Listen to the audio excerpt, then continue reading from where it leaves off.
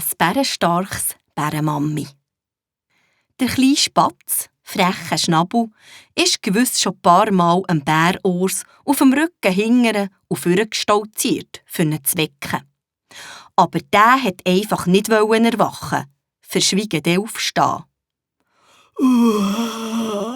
Hat er nur gegrinnet. Ich habe so schön geträumt.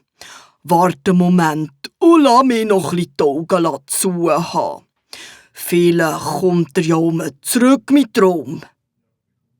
Natürlich war Warten genau das, was der freche Schnabel überhaupt nicht konnte. Dauernd ist er auf und ab gehüpft.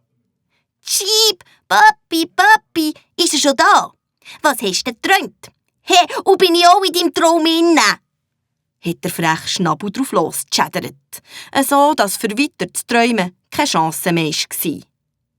Da ist der Bärursüferli aufgehockt, hat der freche Schnabel vor sich her auf seinen Bauch gesetzt und ihm verraten.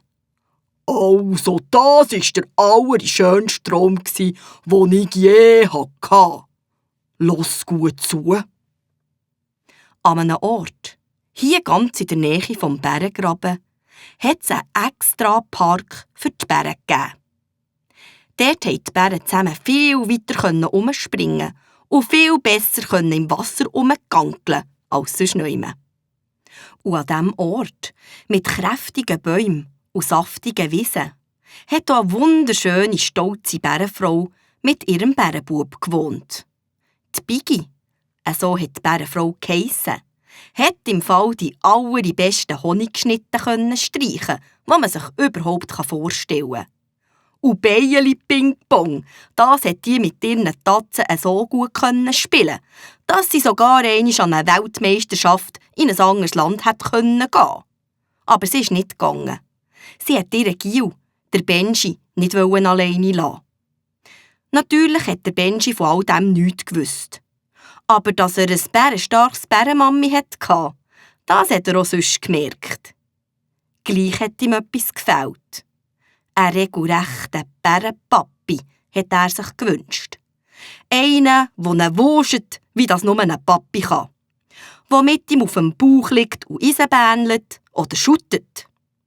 Das waren Sachen, die seine Mami nicht gleich hergebracht hat. Dafür konnte es anders können, was sonst niemandem in den Sinn gekommen ist.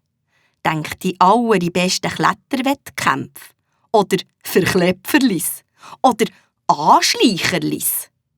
Mit allen Bären im Park ein grosses Picknick veranstalten. An denen sind im Fall nach dem Essen nicht alle für sich allein rumgurken.